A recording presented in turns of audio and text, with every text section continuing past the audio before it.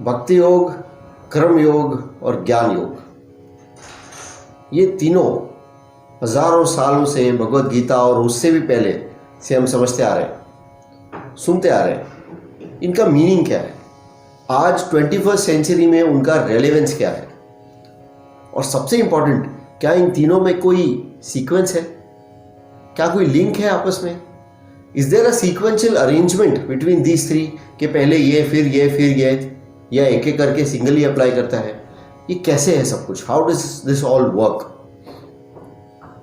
तो इसको हम थोड़ा पीछे के दरवाजे से आके समझते हैं। डायरेक्टली तो बहुत सालों से समझ रहे हैं, दूसरे एंगल से देखते हैं। मैं लाइफ जीता हूँ, लाइफ जीते जीते कभी कोई प्रॉब्लम आ जाती है, कभी फाइनेंशियल प्रॉब्लम्स आ जाती हैं, कभी बॉडी में कोई फिजिकल प्रॉब्लम्स आ जाती हैं, रिलेशनशिप के लेवल पे प्रॉब्लम आ जाती है। लाइफ के कोई ना कोई एस्पेक्ट में कोई चीज़ तो ऐसी होती है जो मेरे हिसाब से नहीं चलती।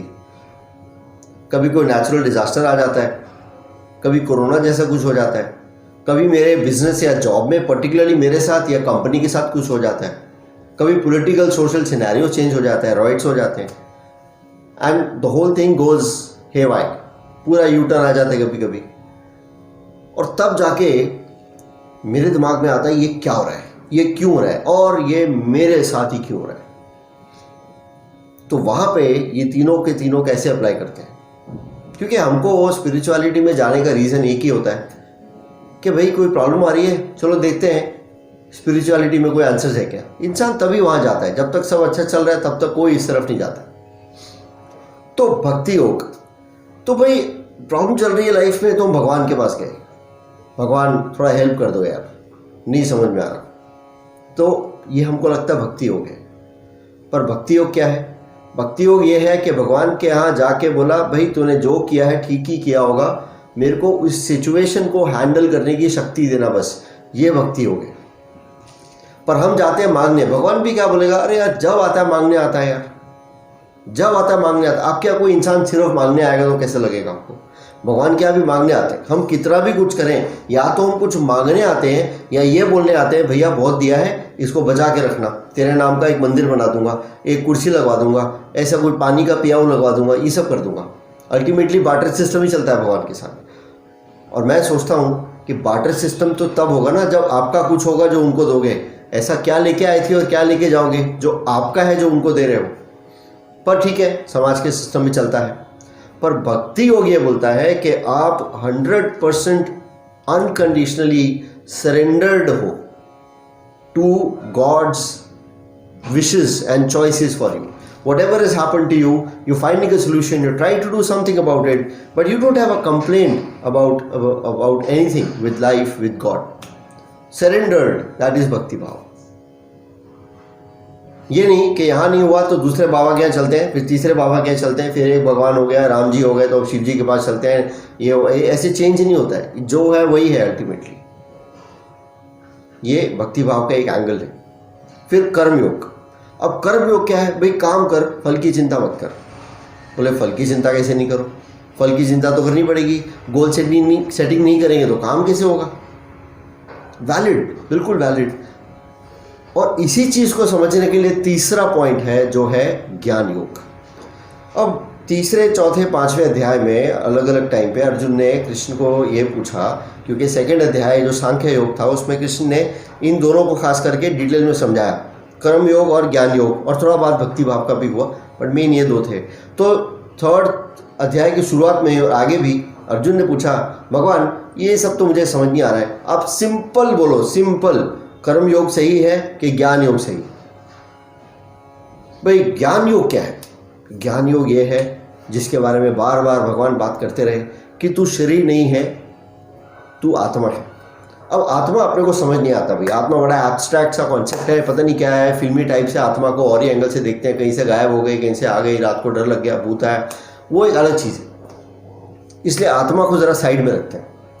मैं ये शरीर नहीं हूँ। इसके ऊपर मेरे मेडिटेशन के बहुत सारे वीडियोस हैं चैनल पर, और भी कुछ वीडियोस में बात किया है, इसलिए बहुत डिटेल में नहीं, पर ये समझेंगे कि मैं ये शरीर तो नहीं हूँ। ये सिंपल जो मैं बोलता हूँ वही बोलता हूँ, हाथ पैर कट जाएंगे तो भी मैं तो वहीं रहूँगा। ये बॉडी 3-4 साल में रिसाइकिल हो जाती है, ये वो बॉडी ही नहीं है जो 2016 में थी, आज 2020 में ये बॉडी अलग है। 2024 में बॉडी अलग होगी जो आपको दिख रही है उससे, अंदर सेम होगा अनुराग, वो भी अनुराग का नाम है, वो भी यहाँ पे वायरिंग चेंज हो गया, मैं भूल जाऊँगा मैं कौन हूँ, मैं कहाँ हूँ, आप सब भूल गए। करोड़पति आदमी भूल गया सब कुछ, कहीं गांव में गांव वाला बन गया। फिल्मों में देखते हैं पर ये रियल में भी होता है। तो मेरा नाम, मेरा स्टेटस, मेरे रिलेशनशिप्स, मेरा सब कुछ, ये तो किसी चीज़ का मायने ही नहीं है इनके। मैंने बोला मैं बहुत हेल्दी हूँ, मेरी हेल्थ, मेरी बॉडी, कल को कोई एक्सीडेंट हो गया, हाथ पैर गलती से टूट गया, कुछ हो गया, परमानेंट डैमेज हो गया, अभी इसी बॉडी को लेके दुखी हो गए। जिस बॉडी को लेके प्राइड होता था वही बॉडी आज दुख का कारण है कि देखो मैं कितना लाचार हो गया। इस तरह के मन में विचार आते हैं। तो ज्ञान योग ये है कि भैया तुम्हारा हाथ अगर जल जाए, कई बार बॉडी जल जाती है पर हम जिंदा रह जाते हैं, कई बार सुनामी में बह गए पूरा और पानी में पड़े रहे, हाथ पैर गल गया, कुछ हो गया तो भी हम जिंदा रह गए, हवा में आंधी में उड़ गए तो भी ऐसा हो गया, शस्त्र ने हाथ काट दिए, किसी चीज़ से हाथ कट के अलग हो गया तो भी मैं हूँ। तो आत्मा के बारे में क्या बोला गया है कि आत्मा वो है जिसको न शस्त्र काट सकते हैं, ना आग जला सकती है, ना पानी भिगो सकता है या गला सकता है, ना हवा उड़ा सकती है, और भी बातें करी। तो आप सोचो शरीर में से इनमें से कुछ भी हो जाए, जलना वलना और सब कुछ भी हो जाए तो भी मैं ही रहूँगा। मेरा हाथ कट गया, नहीं है ये हाथ चला गया, मैं ही हूँ ना, मैं ही हूँ, हाथ कटा मैं ही हूँ। मुझे जब प्यास लगेगी मैं बोलूँगा मुझे पानी चाहिए, मुझे कहीं जाना होगा मैं बोलूँगा मुझे वहाँ जाना है, मुझे कोई बुक पढ़नी है मैं बोलूँगा मुझे बुक पढ़नी है, मेरे को वीडियो रिकॉर्ड करना है बोलूँगा मुझे वीडियो रिकॉर्ड करना है। मेरा तो जो है वो मैं ही हूँ ना। इस अंदर अनुराग भी मैं नहीं हूँ, क्योंकि अनुराग का तो हमने बोला वजूद ही नहीं है। ये जब तक यहाँ ठीक है, सब ठीक, वहाँ तब तक ठीक है। तो ज्ञान योग ये है कि तुम ये शरीर नहीं हो, तुम कुछ और हो, आत्मा नहीं, कुछ और हो। आत्मा is an over use term today. क्या हो अपने आप ढूंढो, अपना वर्ड दे दो अपने आप, क्या प्रॉब्लम है। पर शरीर नहीं हो, क्या इसको समझने में इतना डिफिकल्ट है कि मैं शरीर नहीं हूँ? क्योंकि जब मैं ये समझ जाऊंगा मैं शरीर नहीं हूँ, तब मैं ये समझ जाऊंगा शरीर से रिलेटेड जितनी भी स्टोरी है वो भी उतनी ही हाइपोथेटिकल है जितना ये शरीर को मैं अपने आप समझता हूँ वो। तो ये मतलब नहीं कि मैं सन्यासी बन जाऊंगा, मैं काम करता रहूँगा, मैं जो काम कर रहा हूँ, बिजनेस कर रहा हूँ, जॉब कर रहा हूँ, मैं जो भी कर रहा हूँ मैं करता रहूँगा, मैं घर में काम कर रहा हूँ, हाउसवाइफ हूँ, कुछ भी हूँ, I keep on doing all the things that I am doing but with detachment. और यही डिटैचमेंट ही गीता का सारांश है।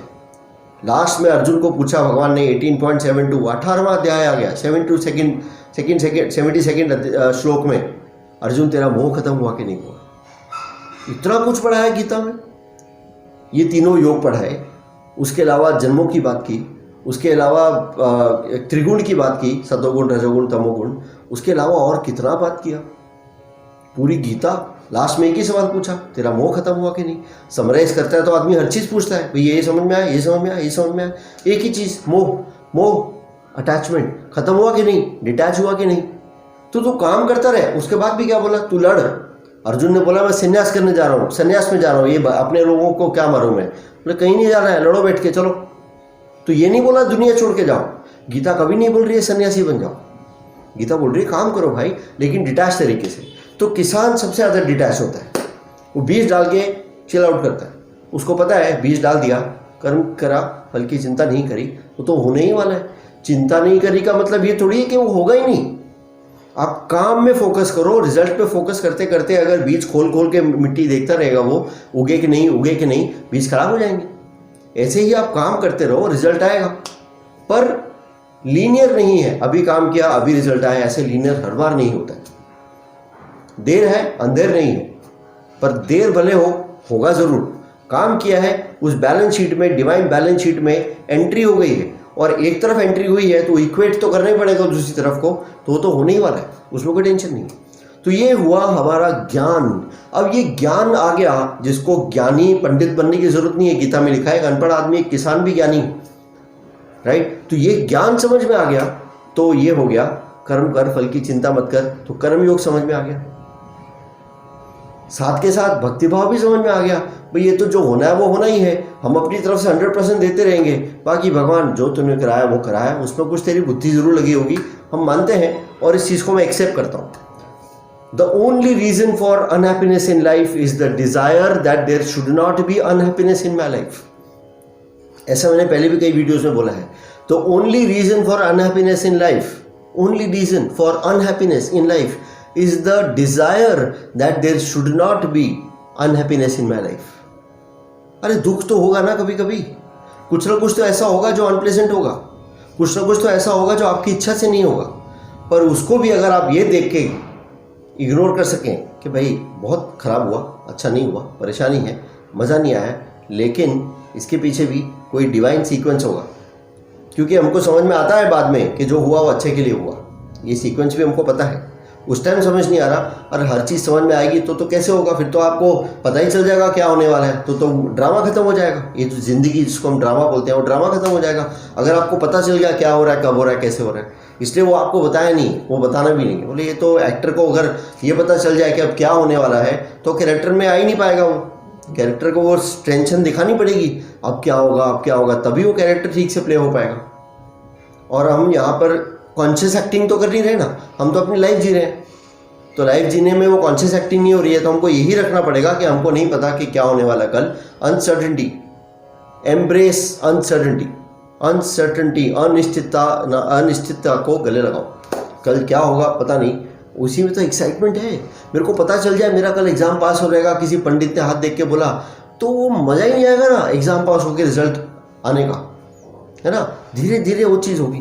तो ये जो चीज़ है ये भक्ति भाव है कि भाई जो हो रहा है अच्छे के लिए हो रहा है, सब हो रहा है वो सही हो रहा है। भगवान मैं तो तेरे को मिलने आया हूँ, hey dude what's up, all well, कुछ ज़रूरत हो तो बोलना मुझे भगवान।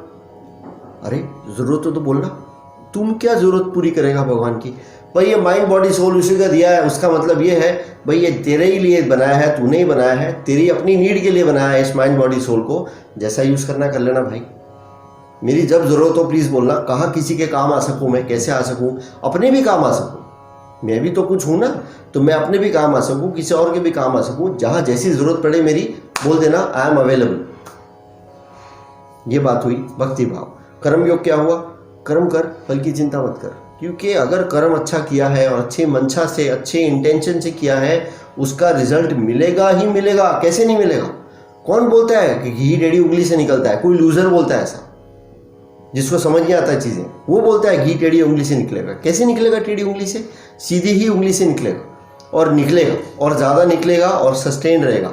टेढ़ी उंगली से निकला हुआ फिसल के गिर सकता है, सीधी उंगली से निकला हुआ कभी भी गिरेगा नहीं, बरकत देगा। बात सीधी है, टेढ़ी उंगली की नहीं है। बात यह है कि अच्छे इंटेंशन से किया हुआ अच्छा काम हमेशा बरकत देगा, बुरी इंटेंशन से किया हुआ काम बरकत नहीं देगा। पैसा आ जाएगा लेकिन वो आपको सुखी नहीं रहने देगा। ये है हमारा निष्काम कर्म।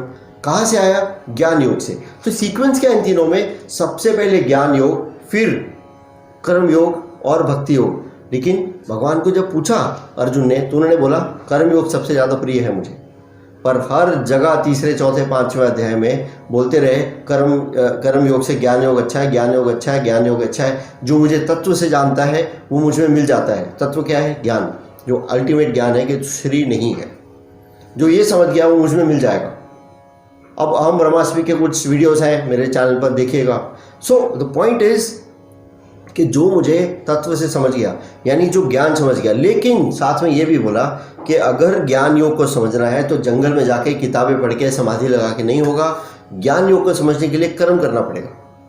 कर्म करेगा तब जाके कोई प्रॉब्लम होगी तब जाके तू अंदर जाएगा अपने और सोचेगा अब क्या हुआ, कैसे करते करते करते ज्ञान इवॉल्व होगा और वो ज्ञान निकल के आएगा। इसलिए कर्म योग इंपॉर्टेंट है। इंपॉर्टेंट तो ज्ञान योग ही है, पर कर्म योग आपको ज्ञान योग पे ले जाएगा, भक्ति भाव आपको ज्ञान योग पे ले जाएगा। भक्ति भाव होगा ही तब जब ज्ञान होगा, पर कहीं जब सरेंडर करोगे अल्टीमेटली, और लाइफ आपको पुश करके वहाँ ले जाएगी। आपके करने से, गीता पढ़ने से, कुरान बाइबल पढ़ने से कुछ नहीं होगा। और लोग बोलते हैं, मेरे को कई लोग बोलते हैं ये वाली गीता पढ़ो, वो वाला पढ़ो, ये श्लोक पढ़ो, ये करो। मैं बोलता हूँ भैया जब जैसा जो होना होगा वैसा मेरे सामने आ जाएगा और मैं यूज़ कर लूँगा। बाकी तो सबका आंसर अंदर ही है। अंदर की तरफ जाने की इंटेंशन अच्छी होनी चाहिए। कौन सा रास्ता कहाँ से जाए वो अपने आप खुल जाएगा, क्योंकि वक्त खोल देगा। When you are pushed to the wall and you don't have any other place to go, तब आप अंदर जाते हो। तब तक तो आप कोशिश करते रहोगे, यहाँ दुनिया में ट्राई करते रहोगे, मैनिपुलेशन, सीधा काम उल्टा काम सब करोगे। जब सब जगह रास्ता बंद हो जाएगा ना, ऐसे एकदम दीवार पे अटक गए, अब कहीं नहीं जा सकते, एक ही जगह बची, अंदर, तब अंदर जाओगे। ये भगवान का बड़ा प्यारा तरीका है, ये भक्ति भाव का अल्टीमेट वो है एक रास्ता। भक्ति भाव अपने आप आएगा, सरेंडर कर दोगे, भगवान जो बोले यार तू जो बोले। लोग बाबा के पास चले जाते हैं, उपाय शुपाय करते हैं, बाबों के ऊपर पैसा वेस्ट करते हैं, इतना सब कुछ करते हैं। वो सब भी जब खत्म हो जाएगा, ट्राई करके भी खत्म हो जाएगा, सब कुछ खत्म होगा, तब आदमी अंदर जाएगा, तब एक्चुअली समझेगा चीज़ों को। तब तक अंदर जाने के बजाय बुद्धि से 4 शास्त्र पढ़ के महाविद्वान बन के एक डायलॉग मारेगा, तब तक कुछ नहीं है। तो अगर सच में जीवन में सोल्यूशन चाहिए तो एक ही चीज़ गीता का मेरे हिसाब से, पर्सनली मेरे हिसाब से सारांश, the only reason for unhappiness in life is that there should not be any unhappiness in my life. ये डिज़ायर से मुक्त हो जाइए, जो आ रहा है आने दीजिए, अपनी तरफ से बेस्ट दीजिए, बाकी उस पर छोड़ दीजिए। ये है भगवद गीता। भगवद गीता के और कई सारांश हैं। भगवद गीता जैसे देखो, जहाँ से देखो वैसे अलग दिखती है, पर ये एक पर्टिकुलर चीज़ 21st सेंचुरी में आ सकती है समझ, बिकॉज जितना कुछ हो रहा है उसमें कहीं ना कहीं हमारे हिसाब से कभी भी 21st सेंचुरी नहीं, पहले भी ऐसे ही है, लेकिन आज हमारी महत्वाकांक्षाएँ बहुत बढ़ गई हैं। एम्बिशंस उतने कभी भी नहीं थे जितने आज हैं। तो एम्बिशंस इतने होंगे तो कभी तो ऐसा होगा जो हमारे हिसाब से चीज़ नहीं चलेगी, वो होना ही वाला है। That is why this statement of desires of not wanting unhappiness to come being the biggest reason of unhappiness, ये सबसे ज़्यादा काम आती है। और ये तभी आएगा जब आप ज्ञान योग को अच्छे से समझ जाएंगे कि मैं शरीर नहीं हूँ, मैं जो भी हूँ, अनुराग मेहता नाम है मेरा, मैं अपना काम करता रहता हूँ, ये मेरा घर है, मेरी फैमिली है और सब चीज़ें हैं, मैं करता रहूँगा कुछ ना कुछ, ऑफिस वगैरह में, घर में सब चल रहा है वो करते रहेंगे भैया, घर थोड़ी बैठ जाएंगे, करते रहेंगे, पर कहीं एक डिटैच्ड तरीके से कि जो हो रहा है सही हो रहा है। अनहैप्पीनेस को मैं एम्ब्रेस नहीं करूँगा। अनहैप्पीनेस आ भी रही है तो उसको आने दो, देख लिया, बाद में जब याद आया तब उसको उठा के पैकेट फेंक दिया, ठीक है भाई, अनहैप्पीनेस नहीं है, जो है हरी तेरी इच्छा, बस वैसा। समझ में आता है तो बहुत अच्छी बात है, नहीं समझ में आएगा तो कभी तो समझ में आएगा, क्योंकि वो ईश्वर ने मुझे भी बनाया, आपको भी बनाया, और किसी ग्रैंड प्लान के हिसाब से बनाया है। कुछ तो अच्छा ही होगा, don't worry. God bless you, take care, bye bye.